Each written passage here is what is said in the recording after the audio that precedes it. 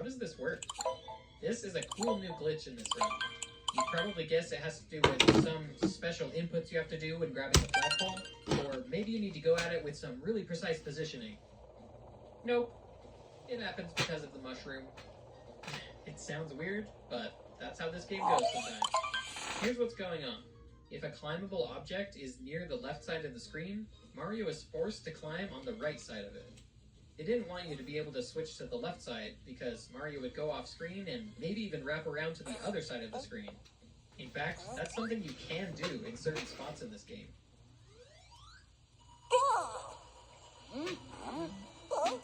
But yeah, basically, if a climbable object is close to the left edge of the screen, you'll always grab the right side. So when they were porting this game over to the Super Nintendo, it looks like something went wrong here. Instead of checking if Mario is too close to the left edge of the screen, it checks if any power are near the left side of the screen. I don't know if they were trying to fix some other bug, but yeah, they definitely made a mistake and introduced a new bug. This bug was only present in the Japanese version of the game. It was fixed in later releases. Ooh, that was clean. Thanks to this new bug, you can save That was some more time clean without the than flag. like any other one. This usually involves hitting power-ups as they're running through the levels, and after they go off screen, their position value stays in memory. Once you reach the flag, it runs the check to see if Mario, the power-up, is near the left edge of the screen. Certain power-ups will produce values which qualify as being near the left edge, and that means Mario is not allowed to grab the left side of the pole. In 4-1 specifically, Nipsey hits this mushroom to set up the glitch, which hitting this block without falling in the hole is a 2-frame window. So yeah, this is a cool trick, and we'll be seeing this some more throughout the run. Thank you to Simplistic for figuring out how this works and explaining it to us. Okay, time for the most infamous level in Super Mario Bros. The strategy for this level is a lot different here. As if there weren't already enough different strategies to compare to the infamous Odyssey level, we have to use yet another one of the track version. Here's the deal. We need to go down the pipes to the runway, but the plant is in the way. No, because this is a huge Count gold. the NES version. The run warp is done by getting Mario closer to the right side of the screen, and there's a bunch of various ways to do that. Usually, sometimes a wall flip, or That is a bumping into walls. crazy gold. We want to go with a method here that kills 2 birds with 1 stone. We want to spend the time bumping Mario over, while also waiting for the plant to go down. The usual strategies do This is a wall gold. circlets This is a gold by earlier like in the 10 level, seconds, I think. not close to the Piranha plant, so they're not going to work for us. Then, we're going to clip right here. Nifty flips in this pipe and lets Mario get pushed to the right, all while the Piranha plant is loaded in already. Now, he can jump out of here and go down the wrong warp pipe. Very nice. In order to do this flip, you need to jump as close to the pipe as you can without bumping into it, then jump at the perfect height. This means jumping with frame-perfect timing and releasing the jump with frame-perfect timing. Not easy to do, but Nifty apparently gets it 75%. What's a 237? 75% of that. Alright. I'm just gonna leave these here. You can watch it, right? You seem to have ready.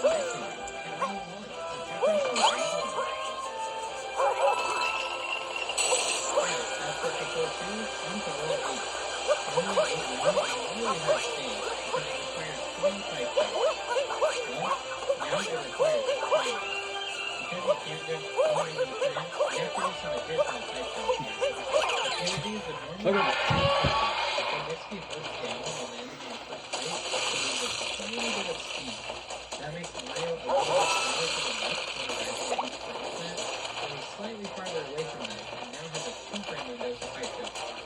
After making it past 4 pipe jumps, you run into a problem now. There's these 3 Goombas. On the NES version, you can use fire on them, and you pass this part easily. You can now go up every time you're missing them. The only way through without slowing down is a powerful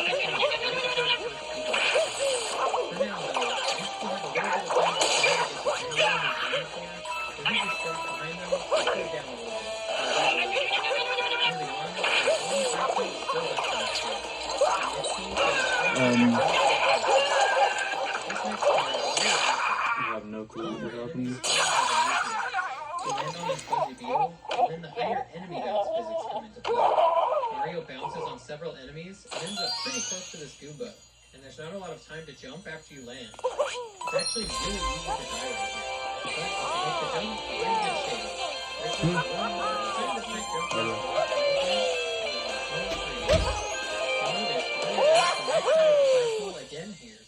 This time, it was thanks to hitting this star block. The star's coordinates when it goes off screen, once again, make the game think that Mario shouldn't be allowed to grab the left side of the flagpole. I find this really satisfying every time.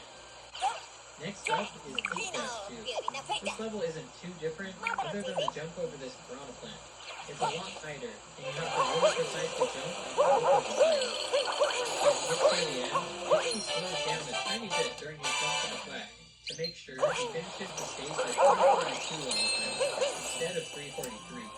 Finishing with 343 would make 3 fireworks go off. It's not a gold. And that would waste Yeah, time. it's not a gold. You will once again see that Mario grabbed the right side of the flagpole. This time, it was thanks to nothing? Like, actually nothing.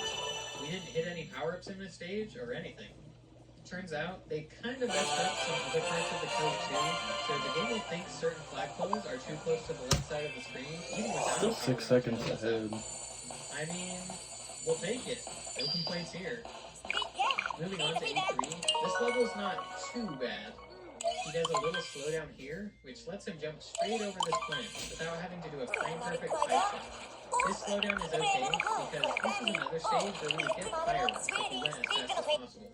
So we need to slow down at some point anyway. In fact, this slowdown alone isn't going to be enough to dodge the fireworks. But don't worry, we have another trick coming right up. If he hits this block to make a mushroom come out. He needs to slow down and let it come out of the block more though, so it will be in a good position when it goes off screen, and trigger Mario to grab the right side of the flagpole once again. We managed to do this glitch on 4 out of the 5 flagpoles in a row. Alright, one stage left. This one's broken up into several rooms, and each one has some differences compared to the original. In the first room, we have this clown on the right. Get out of here, we're trying to speedrun. The funny thing is, normally it would get out of here. Oh my It god. just faded out of existence on the NES version. Most rooms in this stage loop infinitely, and whenever the loop happens, all the enemies get unloaded. The loop trigger in room 1 is right before the piranha, so it always just disappears and won't hurt you. For All-Stars, they make the loop trigger back here, probably so this behavior wouldn't be as obvious and it wouldn't look quite as special. But that means... 18, okay, we have We'll have the same thing going on here as we did earlier in the work thing, where you can go straight through the plant for a frame or two and get in the pipe without dying. Nipple makes sure to jump up high, so he's going faster and you can travel further through the plants each frame. In room 2, we have the classic frame-perfect jump to get past this pipe at full speed. Now, on the next part, you can have 2 different things happen on the NES version. You can either have 1 Koopa and a piranha plant, or 2 Koopas and no piranha plant. But on All-Stars, we have all 3 enemies, which makes I have this no part clue. hard. The best way past here is doing a super jump onto the Koopa by bouncing off of it while moving upwards. To get enough height, this jump has to be frame perfect. You can do it from the left side, which looks pretty cool. Oh, You can do it from the right side. It looks super weird. It's the same difficulty either way, so Nipple picked this one just because it looks cooler. Next up is the wall jump onto this pipe. We have a plant in our way again, which is annoying, but it still saves time to wall jump up here and then jump in once the coast is clear. In room 3, we thankfully don't have to wait on another piranha plant. The wrong warp in this room still works.